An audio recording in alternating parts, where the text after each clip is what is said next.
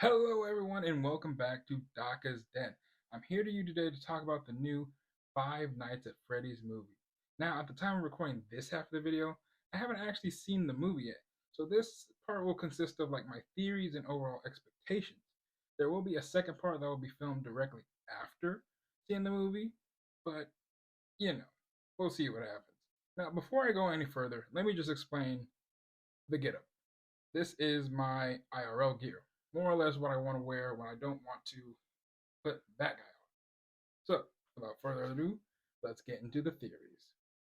Now, the movie starts off with people trying to break into Freddy Fazbear's. Now, I'm not sure if they are connected with it somehow, but they know the background behind it. They know that kids have been missing, and they know it's a really shady place.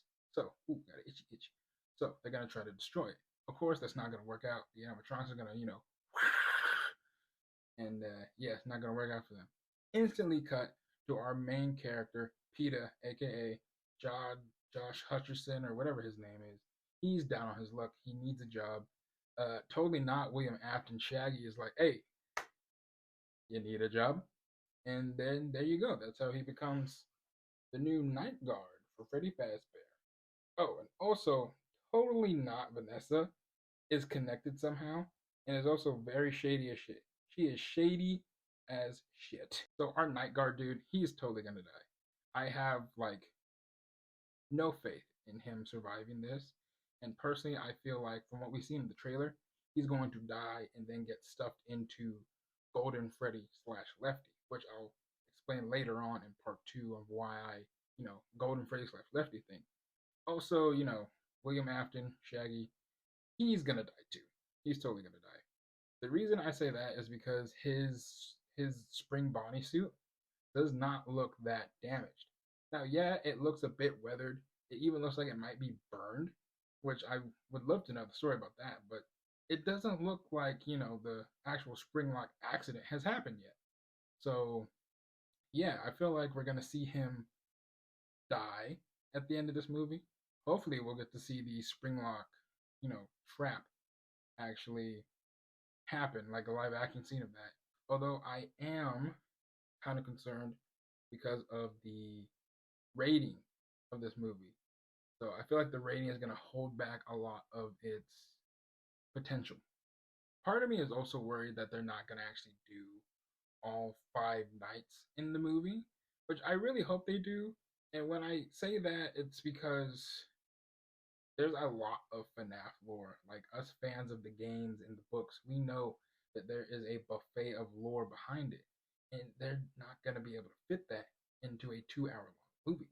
So they're gonna have to cut corners. They're gonna have to meld stuff together, and I don't know. I don't know. Like I have high hopes for this movie, but at the same time, those high hopes are kind of like, I don't want to keep them too high.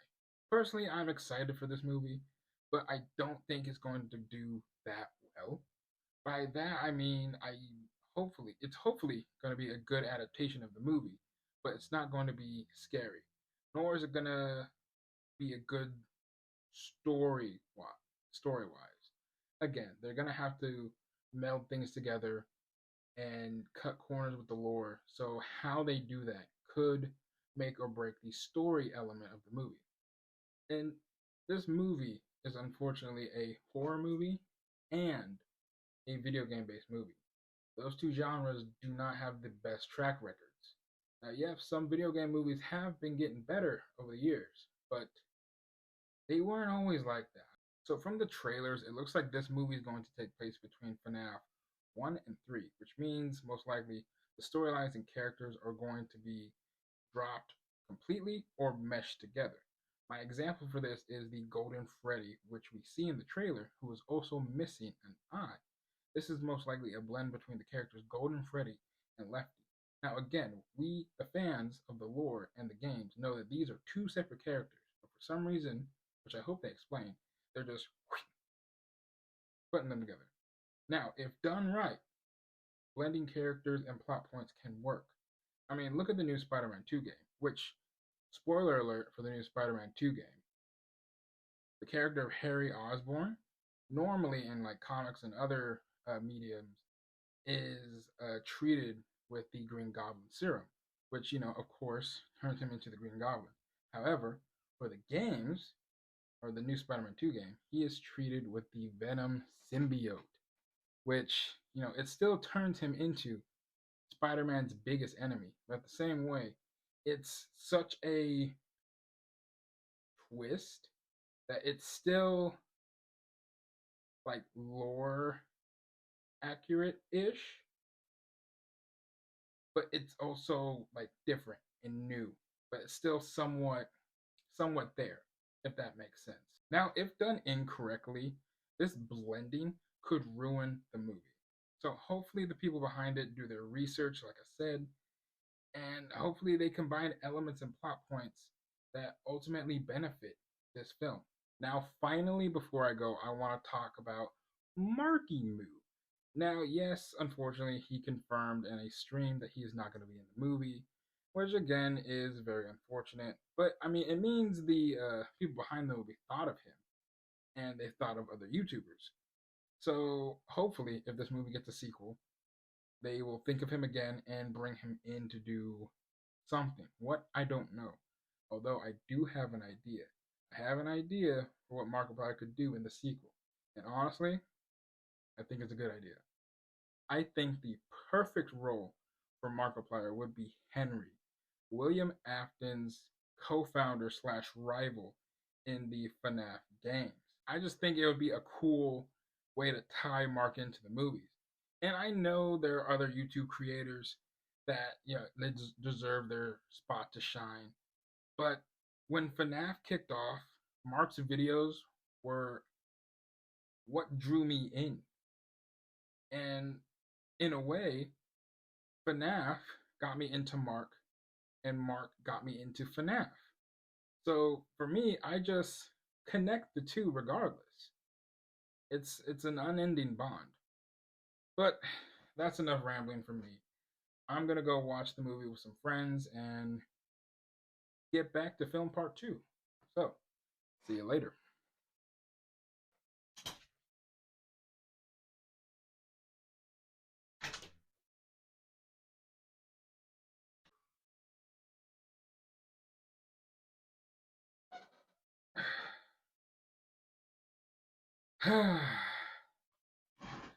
So, guys, I'm gonna be honest with you. This isn't being filmed directly after seeing FNAF. And the reason why I did that is A, because I watched the movie multiple times by now to just get all the info I can. B, so that all the spoilers that are possibly out there have been either leaked or that people have just seen the movie themselves. And C, I was just fucking lazy. So, with that being said, let me actually get into my thoughts of the movie. Boom! So, if you haven't watched the movie yet, here you got 10 seconds before I spoil the whole thing for you. So, go for it.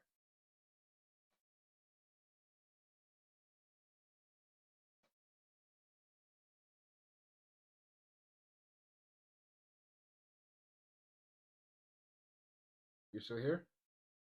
All right, let's get into this. The movie opens up with the old night guard meeting his end at the hands of Foxy, apparently.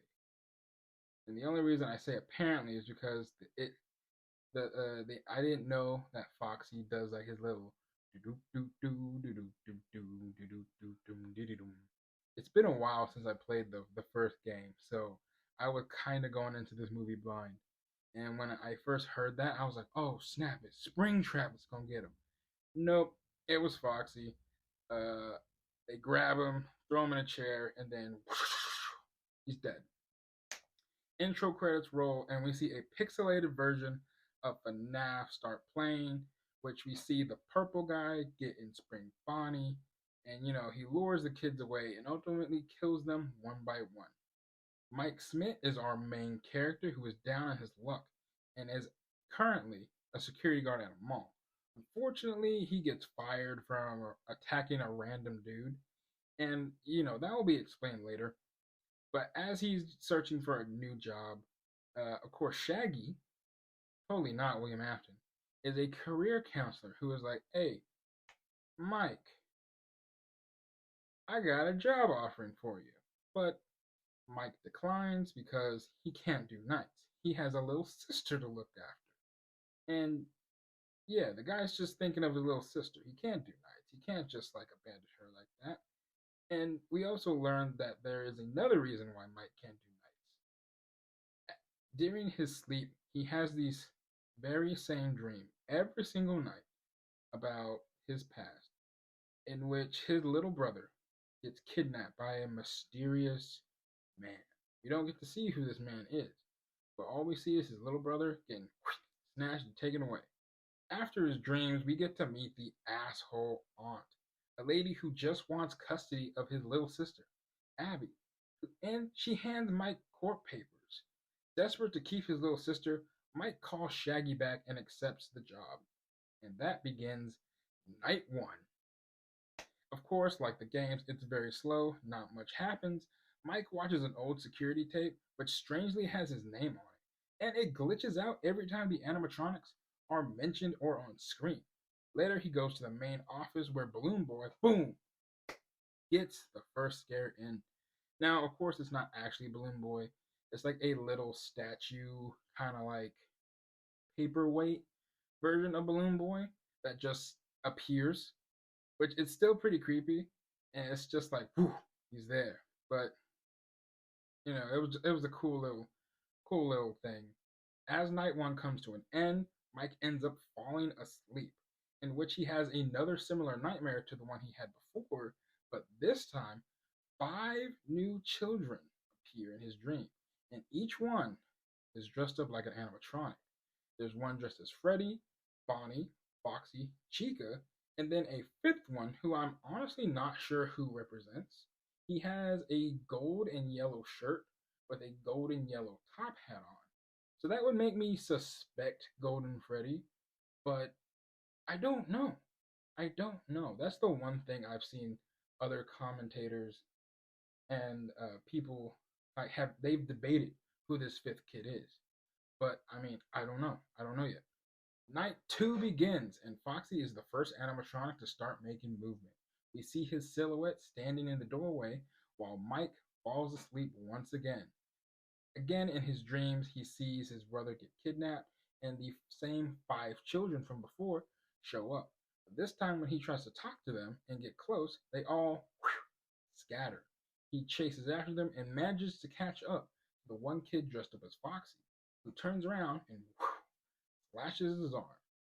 Now, this doesn't wake him up. What wakes him up is a strange power anomaly that has everything in Freddy's glitching out.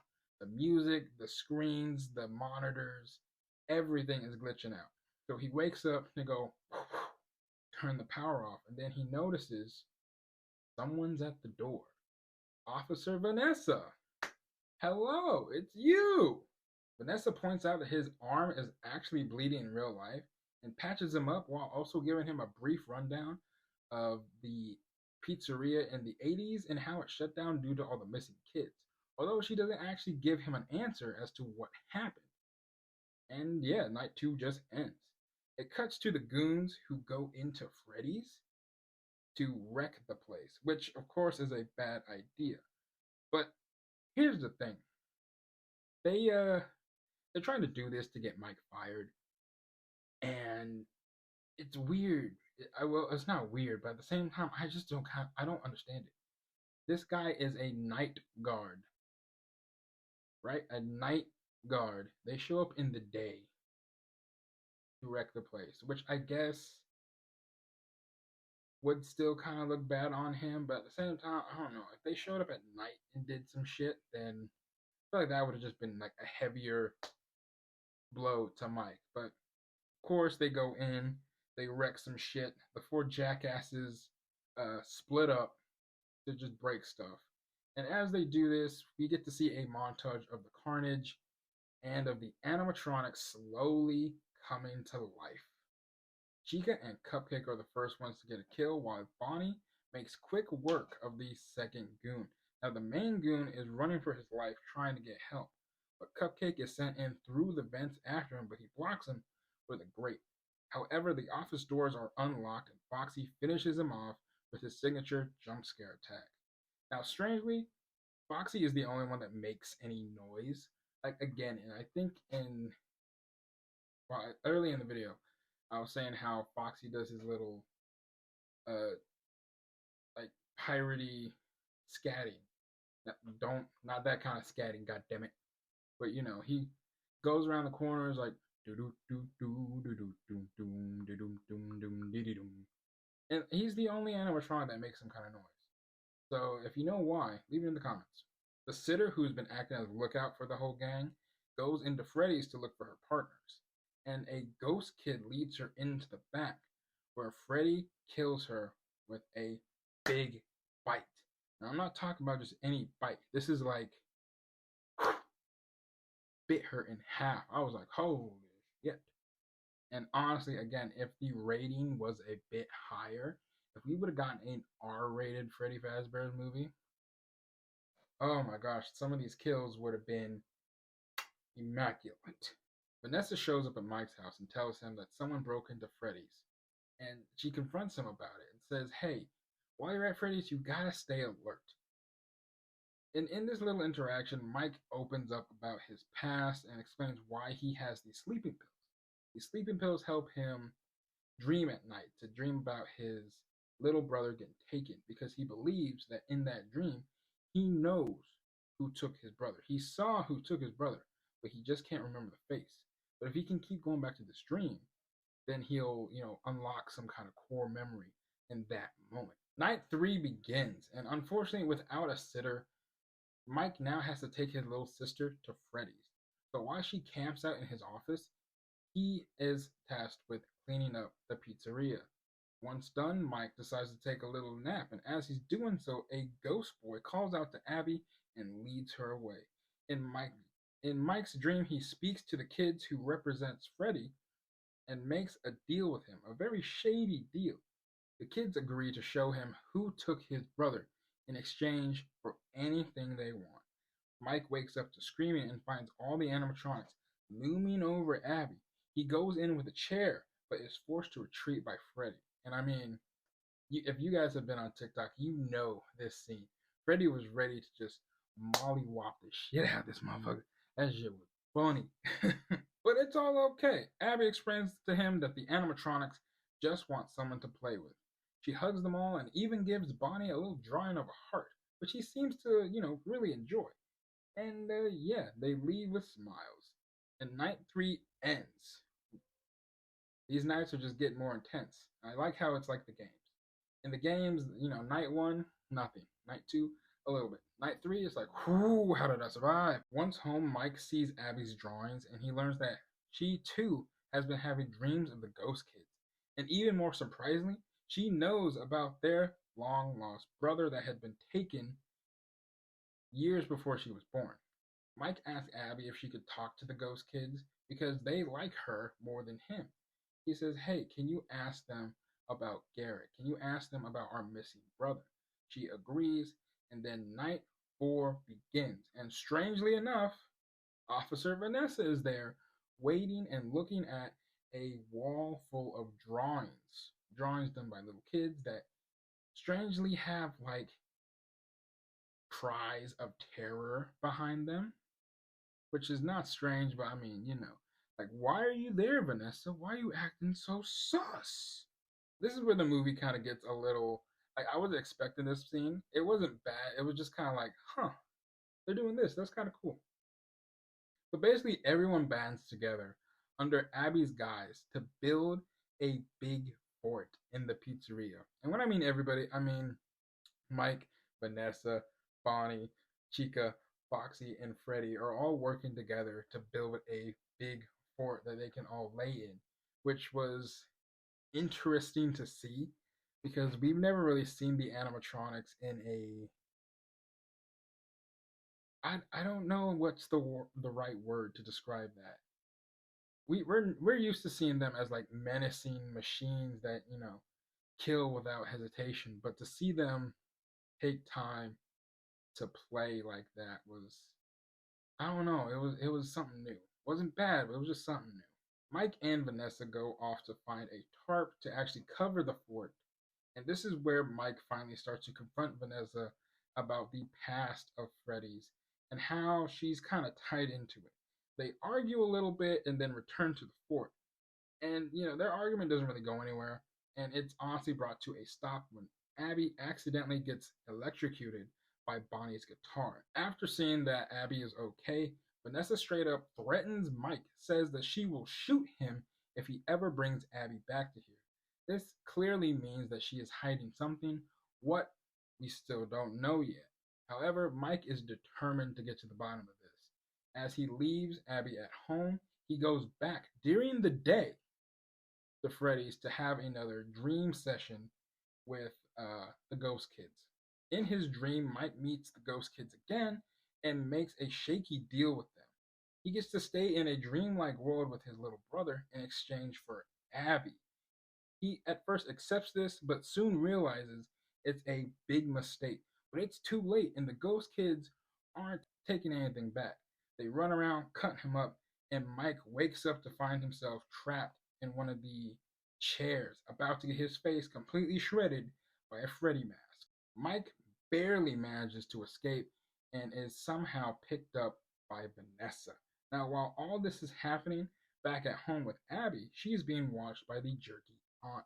However, the jerky aunt doesn't, she doesn't really make it. Possibly, I don't know. Golden Freddy appears in the doorway and then, boom, takes out the jerky aunt and tells Abby, "Oh, don't worry about her. She's just sleeping." And then Golden Freddy and Abby, whew, they're gone. They go to the pizzeria. Mike wakes up to find himself being patched up by Vanessa. She comes clean about everything, telling him about the story behind the missing kids and finally bringing up William Afton. And even a much bigger surprise, William Afton, in this universe anyway, is her father. So, dun dun dun. I knew they were going to blend some stuff together, in which I thought this was pretty cool for the movie. Because, the connection with William Afton and Vanessa in the games is kind of, I don't know. I could see it being like some kind of father daughter relationship. And I kind of like that. I kind of like that. But anyways, with this revelation also brings to light that William Afton is the one that took Mike's brother, which honestly for me that was kind of a weaker point of the movie. Like I guess they did it to tie in all the storylines together, but at the same time it's kind of like meh. I don't know. I feel like it wasn't done well. I feel like it needed a little more flushing out. Mike arms up for the final battle and asks Vanessa to come with him. Unfortunately, she declines, leaving him all alone to battle the animatronics. Well, look at that. We made it to night 5, where the final battle is about to take place. Mike sneaks into the pizzeria while Chica takes Abby to a dark room in the back.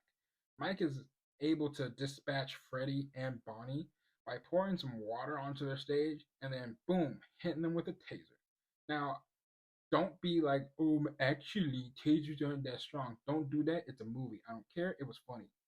After taking out Freddy and Bonnie, Mike rushes to the back and takes out Chica before she can stuff Abby in a new animatronic.